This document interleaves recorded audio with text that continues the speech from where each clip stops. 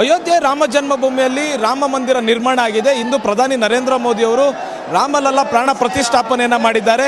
ನಾನೀಗ ಶ್ರೀರಾಮ ಮಂದಿರದ ಗರ್ಭಗುಡಿಯ ಮುಂಭಾಗದಲ್ಲಿ ಇರ್ತಕ್ಕಂಥ ಪ್ರಾಂಗಣದಲ್ಲಿದ್ದೇನೆ.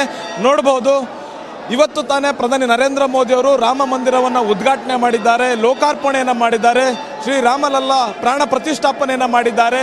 5,000ಕ್ಕೂ ಹೆಚ್ಚು ಸಾಧು ಸಂತರು ಇವತ್ತಿನ ಒಂದು ಕಾರ್ಯಕ್ರಮದಲ್ಲಿ ನೆರೆದಿದ್ರು. ಅದರ ಜೊತೆಗೆ ಗಣ್ಯ ಅತಿಥಿಗಳು ಇವತ್ತಿನ ಕಾರ್ಯಕ್ರಮಕ್ಕೆ ಬಂದಿದ್ದರು. ಇವತ್ತು ಸಂಜೆ ಆಗ್ತಿದ್ದ ಹಾಗೆ ಕೆಲವು ಸಾರ್ವಜನಿಕರಿಗೆ ದರ್ಶನಕ್ಕೆ ಅವಕಾಶವನ್ನು ಕೊಡಲಾಗಿದೆ. ನೋಡ್ತಾ ಇರ್ಬೋದು ಯಾವ ರೀತಿಯಲ್ಲಿ ಜನರು ಶ್ರೀರಾಮಲಲ್ಲ ದರ್ಶನವನ್ನು ಪಡಿತಾ ಇದ್ದಾರೆ ರಾಮ ಮಂದಿರದಲ್ಲಿ ಅನ್ನುವಂಥದ್ದನ್ನು. ಸಾಕಷ್ಟು ಮಂದಿ ಬರ್ತಾ ಇದ್ದಾರೆ. ಮುಖ್ಯವಾಗಿ ಪ್ರಾಂಗಣವನ್ನು ನೋಡ್ಬೋದು ಯಾವ ರೀತಿಯಾಗಿ ಅಲಂಕಾರವನ್ನು ಮಾಡಲಾಗಿದೆ. ಇವತ್ತಿನ ಈ ಒಂದು ಕಾರ್ಯಕ್ರಮಕ್ಕೆ ಇಡೀ ಮಂದಿರವನ್ನು ಅಂದಗೊಳಿಸಲಾಗಿದೆ. ಒಂದು ಭವ್ಯವಾಗಿ ಹೂವಿನ ಅಲಂಕಾರವನ್ನು ಮಾಡಲಾಗಿದೆ.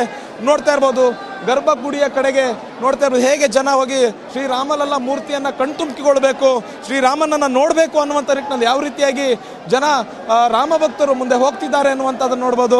ಅದ್ರ ಜೊತೆಗೆ ಶ್ರೀರಾಮಲಲ್ಲ ಪ್ರಾಣ ಪ್ರತಿಷ್ಠೆ ಆಗಿರತಕ್ಕಂತಹ ವಿಗ್ರಹ ಏನಿದೆ, ಈ ವಿಗ್ರಹ ಮುಖ್ಯವಾಗಿ ಮೈಸೂರಿನ ಖ್ಯಾತ ಶಿಲ್ಪ ಕಲಾಕಾರರಾದಂತಹ ಅರುಣ್ ಯೋಗಿರಾಜ್ ಅವರು ಕೆತ್ತಿರುವಂತಹದ್ದು. ಅರುಣ್ ಯೋಗಿರಾಜ್ ಅವರ ಕುಸುರಿಯಲ್ಲಿ ಮೂಡಿ ಬಂದಂತಹ ವಿಗ್ರಹವನ್ನು ಇವತ್ತು ಪ್ರಧಾನಿ ನರೇಂದ್ರ ಮೋದಿ ಅವರು ಪ್ರಾಣ ಪ್ರತಿಷ್ಠಾಪನೆಯನ್ನು ಮಾಡಿದ್ದಾರೆ. ಸಾಕಷ್ಟು ಹೊಗಳಿಕೆಗಳು ಬರ್ತಾ ಇದೆ.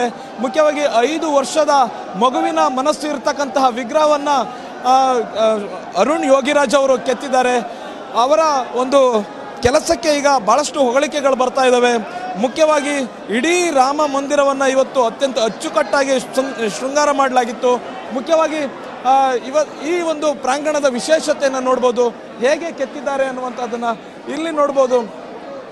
ವಿಶೇಷವಾಗಿ ಅಲಂಕಾರವನ್ನು ಮಾಡಲಾಗಿದೆ. ಈ ಕಂಬಗಳನ್ನು ಕೂಡ ಯಾವ ರೀತಿಯಾಗಿ ಕುಸುರಿ ಕೆಲಸ ಮಾಡಿದ್ದಾರೆ ಅನ್ನುವಂಥದ್ದು ನೋಡ್ಬೋದು. ಒಂದೊಂದು ಕಂಬಗಳನ್ನು ಕೂಡ ಇದೇ ರೀತಿಯಾಗಿ ಕೆತ್ತಿರ್ತಕ್ಕಂಥದ್ದು.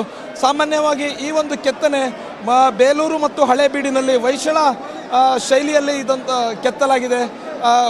ಅತ್ಯಂತ ಸುಂದರವಾಗಿ ಕೆತ್ತಲಾಗಿರುವಂಥದ್ದು. ಮುಖ್ಯವಾಗಿ ಇದಕ್ಕೆ ಬಳಸಿರುವಂತಹ ಕಲ್ಲು ರಾಜಸ್ಥಾನದ ಬನ್ಸಿ ಪಹಾಡ್ ಏರಿಯಾದಿಂದ ತಂದಿರತಕ್ಕಂತಹ ಪಿಂಕ್ ಸ್ಟೋನನ್ನು ಬಳಸಿ ಕೆತ್ತಲಾಗಿದೆ. ಗುಲಾಬಿ ಬಣ್ಣದಲ್ಲಿ ಇರ್ತಕ್ಕಂತಹ ಈ ಕಲ್ಲುಗಳು ಅತ್ಯಂತ ಚೆನ್ನಾಗಿ ಕೆತ್ತಲಿಕ್ಕೆ ಅತ್ಯಂತ ಈಸಿಯಾಗಿರುವಂತಹದ್ದು. ಅತ್ಯಂತ ಚೆನ್ನಾಗಿ ಕುಸುರಿ ಕೆಲಸವನ್ನು ಕೂಡ ಈ ಕಲ್ಲುಗಳಲ್ಲಿ ಮಾಡ್ಬೋದು. ಹಾಗಾಗಿ ವಿಶೇಷವಾಗಿ ಈ ಕಲ್ಲುಗಳನ್ನು ಬಳಸಲಾಗಿದೆ. ಕರಸೇವಕಪುರಂನಲ್ಲಿ 1992ರಿಂದನೂ ಕೂಡ ಈ ಒಂದು ಕಂಬಗಳನ್ನು ಕೆತ್ತಲಾಗ್ತಿತ್ತು. ಎಂದೋ ಒಂದು ದಿವಸ ರಾಮ ಮಂದಿರ ನಿರ್ಮಾಣ ಆಗುತ್ತೆ ಅನ್ನುವಂತಹ ಒಂದು ನಂಬಿಕೆಯಿಂದ ಕಲ್ಲುಗಳನ್ನು ಕೆತ್ತಲಾಗ್ತಿತ್ತು. ಈಗ ಆ ನಂಬಿಕೆ ಪೂರ್ತಿಯಾಗಿದೆ. ಕರಸೇವಕಪುರಂನಲ್ಲಿ ಕತ್ತಿದಂತಹ ಕಲ್ಲುಗಳನ್ನು ತೆಗೆದುಕೊಂಡು ಬಂದು ಇಲ್ಲಿ ಒಂದು ಭವ್ಯ ದಿವ್ಯ ರಾಮ ಮಂದಿರವನ್ನು ಈಗ ಕಟ್ಟಲಾಗಿದೆ. ಪ್ರಧಾನಿ ನರೇಂದ್ರ ಮೋದಿ ಅವರು ಪ್ರಾಣ ಪ್ರತಿಷ್ಠಾಪನೆಯನ್ನು ಕೂಡ ಮಾಡಿದ್ದಾರೆ. ಕ್ಯಾಮ್ರಾ ಪರ್ಸನ್ ಅಜಯ್ ಜೊತೆಗೆ ಹರೀಶ್, TV9 ಅಯೋಧ್ಯ.